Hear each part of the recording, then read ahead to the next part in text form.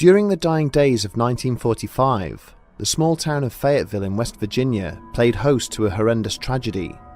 A huge blaze tore through a local household, seemingly claiming the lives of 5 young children in the process. But the failure of authorities to locate their remains, coupled with a series of bizarre occurrences in the aftermath of the incident, ultimately posed the question: what happened to the Sodder children?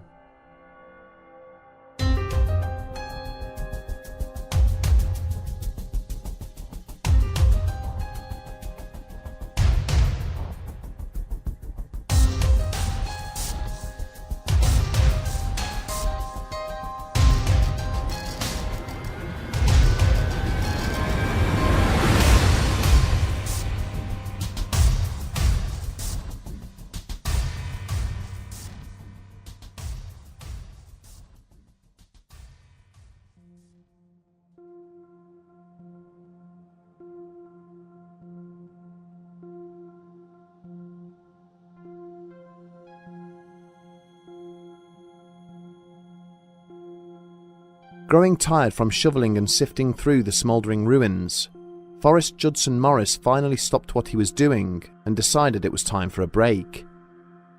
Unbuttoning the heavy overcoat and removing his helmet, he made his way out of the smouldering debris in search of something to drink. The house had already been completely destroyed by the time that he and Fayetteville's other volunteer firefighters had arrived on the scene. It had taken far too long for the men to assemble, and it was unfortunate that the crew's driver had been the last one to arrive, wasting further precious minutes. Whilst unloading their equipment the night before, they had looked on as the police officers had unsuccessfully attempted to restrain the head of the family nearby. George Sodder's arm was bleeding profusely from where he had smashed a window in a failed effort to save his children from inside the fiery inferno. His face was plastered with grime and soot, save for the stark tear tracks beneath his eyes, and his voice was completely lost from hours of anguished and unanswered cries. Of the 9 young children who had been asleep in their beds at the time the fire broke out, only 4 were accounted for. Unsure of how he was meant to proceed in a situation like this, Morris had put a call into the regional fire marshal, who had told him to search the ruins for evidence of how the blaze had started and to recover the remains of the children who had died. In terms of identifying where and why the inferno had broken out, Morris had next to nothing to go on. A sobbing Jennifer Sodder had informed the police that she had heard something thrown up onto the roof of the address that had subsequently rolled down along the roofing tiles, with the fire starting near the phone box in her husband's study. The problem was, other than piles of ash and charred timber, the blaze had left little behind to inspect. Conscious that the fire department's reputation was already in tatters due to the time it had taken them to arrive, Morris was acutely aware that he had to come up with something, and decided to report faulty wiring in and around the phone box as the most likely cause. But the lack of forensic evidence was only one of the problems that the Fayetteville fire chief had to solve, as the remains he had managed to recover were barely enough to make up 1 human being, let alone the 5 who were missing. There were a few bone fragments, along with what might have been the remnants of internal organs, but nowhere near what there should have been. For the best part of an hour, Morris debated in his head what the best course of action was. The children were dead. There was no other logical conclusion, and to show what he had found to the family would only cause them unnecessary suffering. Gathering the meagre remains into an undamaged biscuit tin, he buried them a short distance away, resolving to tell the family that the intensity of the blaze had totally destroyed the children's bodies. It was little more than a small mercy, but the least he could do, given such tragic circumstances.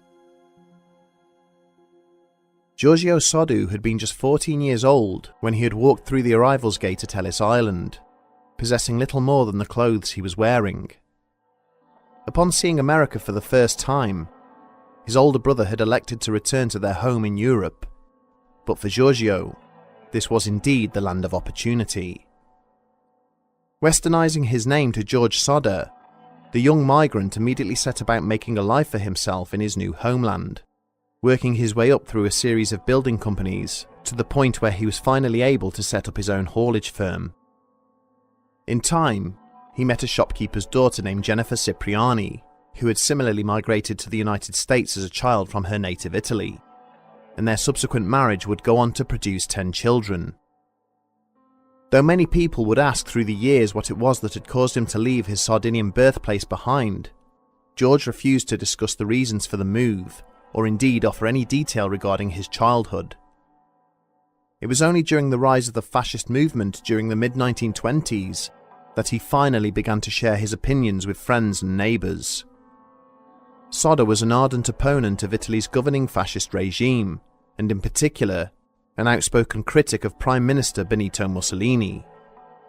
He did not hold back what he thought should become of the corrupt government, and his passionate outpouring soon made him deeply unpopular with some quarters of the Italian migrant population.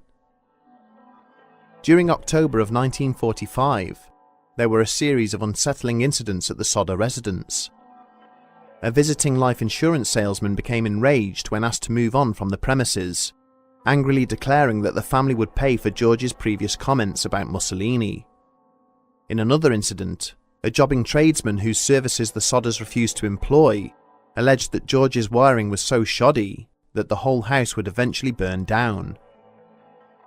In the run-up to the festive season, the family became aware of a strange car that would park up and watch the younger children going to and from school. Then, at 12:30 a.m. on Christmas Eve, the house phone rang unexpectedly. When Jenny answered, a female voice she did not recognise laughed down the line, before the mysterious caller hung up. Half an hour later, Jenny heard what she thought sounded like objects clattering on the roof above her, before the fire broke out shortly afterwards.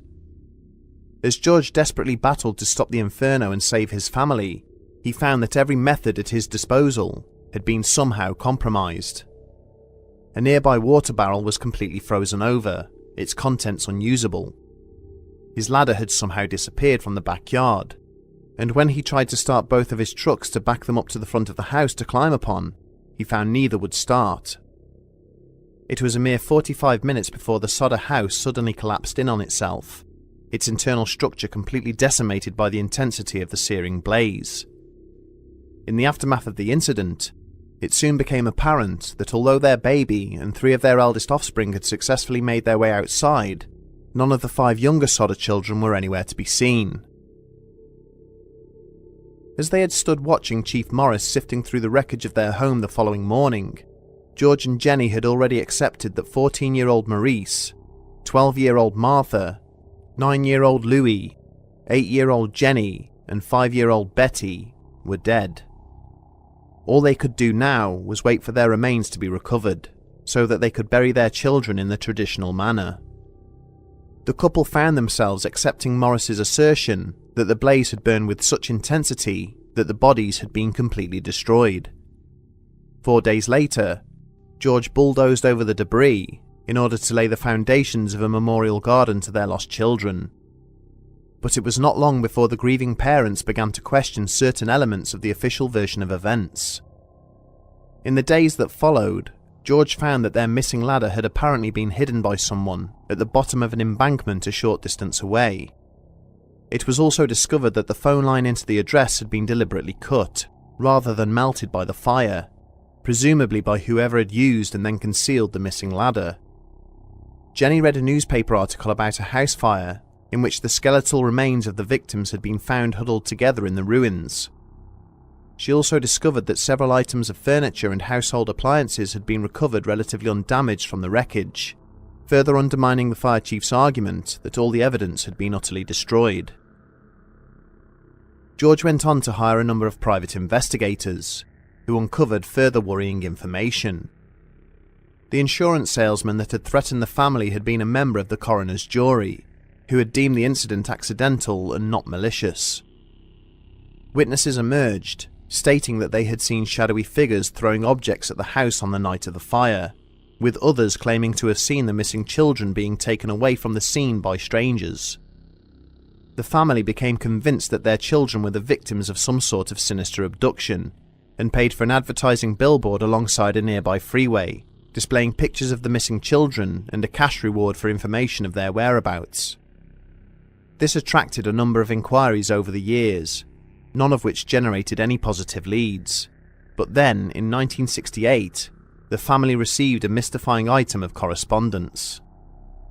A letter arrived addressed to Jenny, postmarked from Kentucky, but with no forwarding address. Inside was a photo of a handsome man in his mid-20s. On the reverse, the name Louis Sodder was written along with "I love brother Frankie, I lil boys, A90132 or 35. Believing this to be an attempt by Louis to reconnect with the family, George added the new photo to the billboard and paid for more private investigators to travel to Kentucky. Sadly, George Sodder passed away the following year, after this new development produced no further viable leads. His death caused Jenny to retreat from public life, refusing to engage with society ever again until her death in 1989. To this day, no definitive trace of the missing 5 Sodder children has ever been found. When trying to explore and rationalise the events that took place on that tragic Christmas Eve back in 1945, it is important to distinguish between the evidence which can be supported by fact and that which exists purely as opinion or supposition. When law enforcement agencies refused to conduct a professional investigation into the matter, the Sodder family went on to uncover huge amounts of information themselves, much of which was never fully explored or verified to any significant extent. In reality, there are only 2 real possible explanations for what took place. These are that the children did indeed tragically perish in the blaze, or that the family were victims of a much deeper criminal conspiracy. This means that the most important evidence which needs to be probed and evaluated is that of Fire Chief Morris, a body of evidence which sadly falls down before it even reaches the first hurdle. When Jenny Sodder first started to doubt the idea that all trace of her children had been completely burned away by the fire, she started to experiment by burning piles of animal bones, none of which could ever be fully destroyed. She then contacted a local crematorium, who told her that it was not possible to burn human bones to ash unless a fire generating heat in excess of 2000 degrees Fahrenheit was sustained for a 2-hour period, far longer than the Sodder house fire had lasted.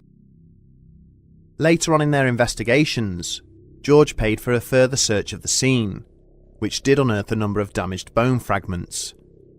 These were analysed by a state pathologist, who confirmed that they were indeed human vertebrae, but had come from a human male aged between 17 and 22 years old. Not only did this further point to the fact that nobody had died as a result of the fire, as it was well outside the age range of the 5 missing children, but it also completely undermined the report filed by Chief Morris. George eventually became aware of the rumours that Morris had indeed located human remains, refusing to disclose their existence to the family, and instead choosing to bury them. When questioned about this by the police, the fire chief admitted to doing so, and led the family to where he had buried the biscuit tin the morning after the incident. When the contents of the tin were analysed, it was concluded that they were animal remains and not those of a human being. The hapless Morris was again confronted with the new evidence, and this time claimed he had buried a beef liver he obtained from a local butcher, in an attempt to give the family some degree of closure should they inquire about the matter at some future point. Further evidence came to light when the driver of a bus which had been passing the address on the night of the fire claimed to have seen men throwing burning objects up onto the roof of the Sodder house. Another search of the scene uncovered a spherical object, made of thick green rubber, which bore more than a passing resemblance to a hand grenade. Given Chief Morris's clear aversion to telling the truth, and Jenny Sodder's insistence that the fire had started up on the roof of the house, it is clear that the blaze was no accident. The stolen ladders, severed phone line and sabotaged lorries parked nearby indicate that one or more perpetrators ensured the house was damaged to the point where it could not be saved, which in turn brings us back to the issue of the missing children.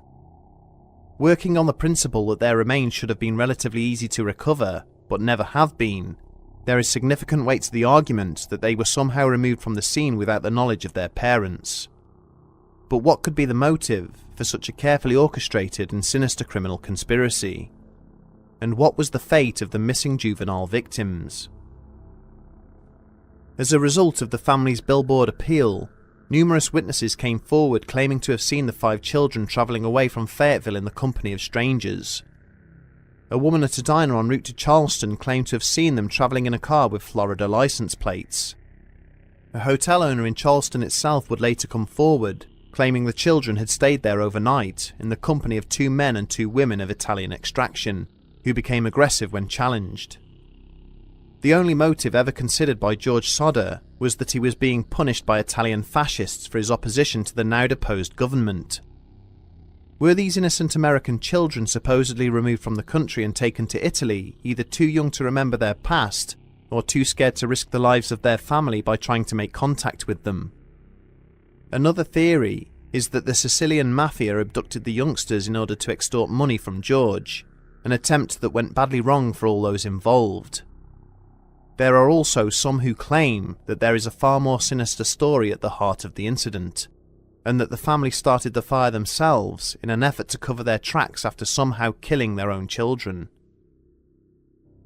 Right up until his death, George Sodder followed every possible lead into their disappearance, however tenuous the information. He visited a convent in St. Louis after an anonymous tip that Martha was being held there against her will. A woman in Houston claimed that a man she had met in a bar claimed to be Louis Sodder after one drink too many. Not one of these leads ever produced any evidence regarding the fate of the Sodder children. Their disappearance remains a mystery to this very day. The sadness and tragedy associated with the loss of these youngsters is eclipsed only by the complete absence of any tangible evidence or hypothesis surrounding their disappearance. And however unlikely the scenario is that unknown offenders managed to successfully spirit them away from inside a burning building without the knowledge of their parents, with the absence of their bodies, it is difficult to draw any other logical conclusion. Ultimately, whether they were the victims of the carelessness and incompetence of Chief Morris and his investigation, or the machinations of the Italian mafia, is irrelevant. These were innocent and helpless children, who had never done anything to deserve the terrifying turn of events that would forever separate them from their parents and siblings.